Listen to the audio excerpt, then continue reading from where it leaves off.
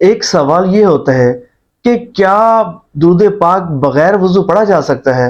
اور اگر کوئی شخص بغیر وضو درود پاک پڑھتا ہے تو کیا بغیر وضو درود پاک پڑھنا قبول ہوگا؟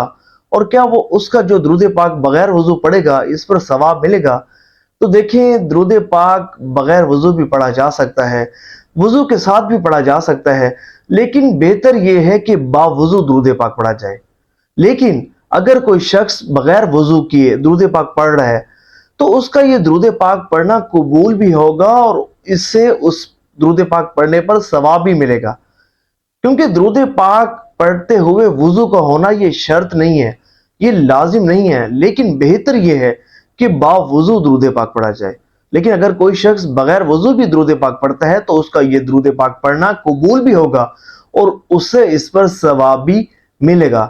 کاش کہ ایسا ہو کہ کبھی ہم بھی ایسا کریں کہ درود پاک پڑھنے کے لیے خاص طور پر وضو کریں، کہ نیت ہو کہ میں وضو کر رہا ہوں اس لیے کہ میں اپنے پیارے آقا صلی اللہ تعالی علیہ وآلہ وسلم کی ذات مبارکہ پر درود پاک پڑھوں گا، اور پھر وضو کرنے کے بعد کامل توجہ کے ساتھ، خشوع و خضوع کے ساتھ، دل و دماغ کو حاضر کرتے ہوئے، دو زانوں بیٹھ کر گنبد خضرا کا تصور کرتے ہوئے اپنے پیارے آقا صلی اللہ تعالی علیہ وآلہ وسلم کا مقدس تصور ذہن میں رکھتے ہوئے درود پاک پڑھیں تو اس کی بات ہی کچھ اور ہے۔